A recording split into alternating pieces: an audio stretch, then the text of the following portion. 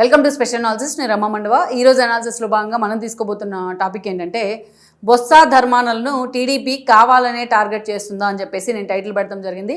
ఆ అంశం గురించే ఈరోజు మనం మాట్లాడుకునే ప్రయత్నం చేద్దాం. ఈరోజు పదే పదే జగన్మోహన్ రెడ్డి సోషల్ మీడియా కానీ ఆయనకు సంబంధించిన మీడియా కానీ బొత్స గురించి ధర్మాన గురించి ఇదే అంశాన్ని హైలైట్ చేస్తూ వస్తుంది. కావాలనే పాత విషయాలన్నీ టీడీపీ గెలుగుతూ వస్తుంది. పాత విషయాలన్నింటినీ బయటికి తీసి జగన్మోహన్ రెడ్డిని మసిబూసి మారేడుగా చేయాలని చూస్తూ ఉంది. అంతేకాదు జగన్మోహన్ రెడ్డి మావిగన్ అనే అంశాన్ని పక్కదారి పట్టించాలని చూస్తుంది అని చెప్పి జగన్మోహన్ రెడ్డికి చెందిన సోషల్ మీడియా ఈరోజు గగ్గోలు పెడుతూ ఉంది. ఇక్కడ మనం చూసినట్లయితే ప్రత్యేకించి బొత్స ధర్మాన్ని పూర్తి స్థాయిలో టీడీపీ టార్గెట్ చేయడం వెనుక జగన్మోహన్ రెడ్డిని డీమోరలైజ్ చేసే వ్యూహం ఉంది అనేది ఆ పార్టీ నేతల సారాంశం. కానీ వీళ్ళు అలా అనుకుంటున్నారు. దానికి అసలు వాస్తవం ఏంటి వెనక అనేది మనం చెప్పుకుందాం. కానీ అంతకంటే ముందు బొత్స ధర్మానికి సంబంధించి ఈరోజు టీడీపీ టార్గెట్ చేస్తున్న, టీడీపీ వెలుగుదీస్తున్న అనేక అంశాలు వైఎస్ఆర్సీపీని డిఫెన్స్లో పడేస్తూ ఉన్నాయి. అందుకే ఈరోజు టీడీపీ నుంచి ఏ స్థాయిలో వాళ్ళు చర్చనీయాంశం అవుతున్నారో ఈవెన్ వైసీపీలో కూడా వాళ్ళు చర్చనీయాంశం అవుతూ ఉన్నారు.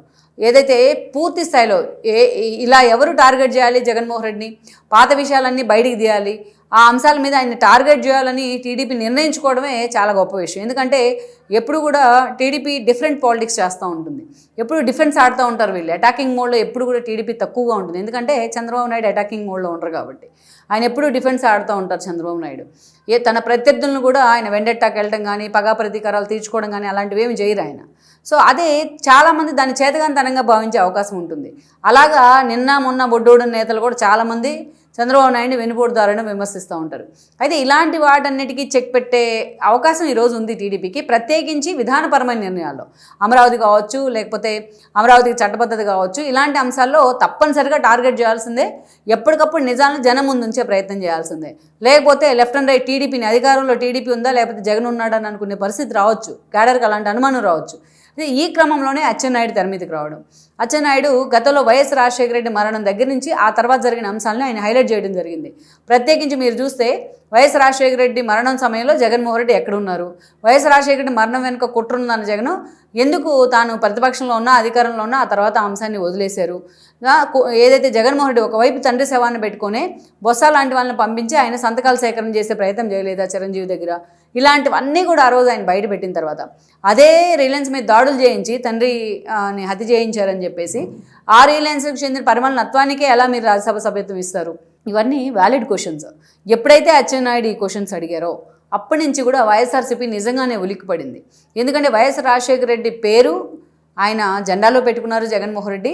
తన తండ్రి ఎజెండానే తన ఎజెండా అని చెప్తా వచ్చారు. ఎక్కడికి వెళ్ళినా జగన్మోహన్ రెడ్డి ఆ రోజు ఓదార్పులో కావచ్చు, ఆ తర్వాత పాదయాత్రలో కావచ్చు, మొత్తం ఊరూర వైఎస్ రాజశేఖర రెడ్డి విగ్రహాల ఆవిష్కరణలో పాల్గొనేవాళ్ళు. ఆయన అన్ని విగ్రహాలు అన్వీల్ చేశారు జగన్మోహన్ రెడ్డి చేతుల మీదుగా. ఈవెన్ అప్పుడు కూడా కొండా సురేఖ లాంటి వాళ్ళకు కూడా అంతే అప్లాజ్ ఉండేది ఈ విషయంలో. సో అలా వైఎస్ రాజశేఖర రెడ్డి ఆ పేరుని తన బ్రాండ్ ఇమేజ్గా మార్చుకున్నారు జగన్మోహన్ రెడ్డి. ఎందుకంటే తనకంటూ ఒక ఐడెంటిటీ లేదు కాబట్టి. అప్పట్లో క్రమక్రమంగా ఎప్పుడైతే తాను అధికారంలోకి వచ్చినారో అప్పుడు జగన్మోహన్ రెడ్డి తన తండ్రి అవసరం తీరిపోయింది.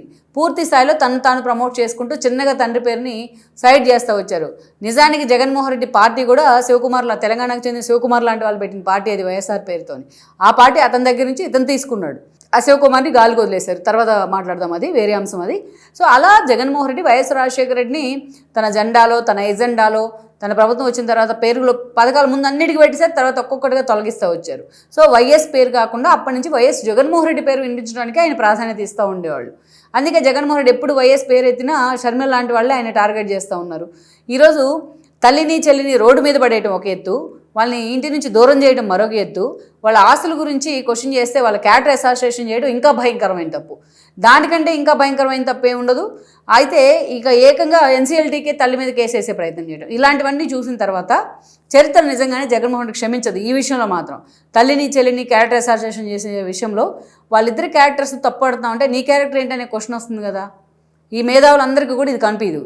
తల్లిని చెల్లిని ఏ పొలిటీషియన్ ఇంతవరకు తెలుగు రాష్ట్రాల్లో ఒక్కరైనా తల్లి మీద కేసు పెట్టిన పొలిటీషియన్ ఉన్నాడా? చెల్లిని రోడ్డును పడేసిన పొలిటీషియన్ ఉన్నారా? చెల్లిని తల్లిని క్యారెక్టర్ అసోసియేషన్ చేయించిన పొలిటీషియన్ ఉన్నారా? ఇదంతా కూడా జగన్మోహన్ రెడ్డి మూట కట్టుకుంటున్న పాపమే. ఇది ఎక్కడో చాడ దీన్ని తీసుకోవాల్సి ఉంటుంది రేపు ఫ్యూచర్లో. అది రివర్స్లో రెట్టింపై తిరిగి వస్తూ ఉంటుంది ఇలా తల్లిని చెల్లిని వేధిస్తే. సో సరే, అది మనకు ఈరోజు అంతా వీడియోలో టాపిక్ అన్నీ పక్కకి వెళ్ళిపోతూ ఉంది. సో అలాంటిది ఈరోజు ఎప్పుడైతే బొత్స సత్యనారాయణ అండ్ దెన్ ధర్మాన లాంటి వాళ్ళు ఇలా గతంలో మాట్లాడలేదా అని చెప్పి అచ్చెన్నాయుడు అడిగారు. జగన్మోహన్ రెడ్డి తన తండ్రిని హత్య చేయడం వెనుక, తన తండ్రి మరణం వెనుక జగన్మోహన్ రెడ్డి హస్తం ఉంది, జగన్మోహన్ రెడ్డి తన తండ్రిని ఏమైనా చేశారేమని మాకు అనుమానం ఉంది అని చెప్పి బొత్స మాట్లాడారట అసెంబ్లీలో. ఆ అంశాన్ని వీళ్ళు వీడియో ప్లే చేయడం జరిగింది. ఆ అంశాన్ని అచ్చెన్నాయుడు హైలైట్ చేయడం జరిగింది.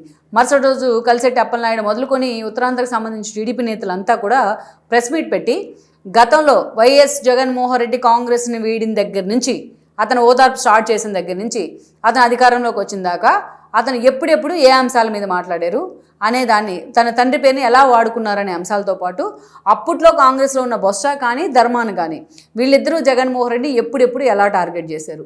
అప్పుడు ఇంత మీడియా ఇంత ఫ్లేర్గా లేదు, అందుకనే అప్పుడు మీడియా అది క్లిప్పింగ్స్ ఏవైతే ఉంటాయో పేపర్లో పత్రికల్లో వచ్చిన క్లిప్పింగ్స్ అన్నీ ఎక్స్పోజ్ చేశారు వాళ్ళు. మొత్తం ఫ్లెక్సీలు కూడా పెడతాం జరిగింది. ధర్మాన అయితే అసలు జగన్మోహన్ రెడ్డి విషయం లాంటివాడు, అతన్ని రాష్ట్రానికి దూరంగా ఉంచాలి అని మాట్లాడారు. ఇన్ని కంపెనీలు పెట్టాడంటేనే అతని క్రూయాలిటీ ఏంటో మనకు అర్థమవుతూ ఉంది. గతంలో ఏమీ లేని స్థితి నుంచి ఇంత సంపాదనకు జగన్మోహన్ రెడ్డి ఎలా వచ్చారని ధర్మాన లాంటి వాళ్ళు మాట్లాడారు. సో బొత్స లాంటి వాళ్ళైతే ఇంకా దారుణంగా మాట్లాడారు. జగన్మోహన్ రెడ్డి వైఎస్ మరణం వెనక మాకు అనుమానాలు ఉన్నాయి, జగన్మోహన్ రెడ్డి ఉన్నాడు అని మాట్లాడారు. విజయం అసెంబ్లీకి వస్తే విజయం అని చాలా దారుణంగా ఆయన టార్గెట్ చేయడం జరిగింది. ఇవన్నీ ఒక్కొక్కటిగా బయటకు వస్తూ ఉన్నాయి. ఎందుకంటే రాష్ట్ర విభజన సమయంలో 2014 ఎన్నికలను వాళ్ళు జగన్మోహన్ రెడ్డి ఫేస్ చేసిన సమయంలో వీళ్ళిద్దరు కాంగ్రెస్లోనే ఉన్నారు కాబట్టి ఆ స్థాయిలో వాళ్ళకి ఆ రోజు ఊహించిన వాళ్ళు ఫ్యూచర్లో జగన్మోహన్ రెడ్డి దగ్గరికి వెళ్తాము అనేది. అందుకని ఇంత దారుణంగా జగన్మోహన్ రెడ్డిని వాళ్ళు టార్గెట్ చేయడం జరిగింది. అయితే ఇక్కడ ఒక ట్విస్ట్ ఏంటంటే అంత స్థాయిలో వాళ్ళు జగన్మోహన్ రెడ్డిని టార్గెట్ చేసి ఇప్పటికీ ఆ బైట్స్ క్లిప్పింగ్స్ ఉన్నాయి కదా, అయినా జగన్మోహన్ రెడ్డి వాళ్ళని తన పార్టీలో చేర్చుకున్నారు 19 ఎన్నికల కంటే ముందు. వాళ్ళిద్దరూ గెలిస్తే వాళ్ళిద్దరికి మంత్రి పదవులు కూడా ఇచ్చారు జగన్మోహన్ రెడ్డి.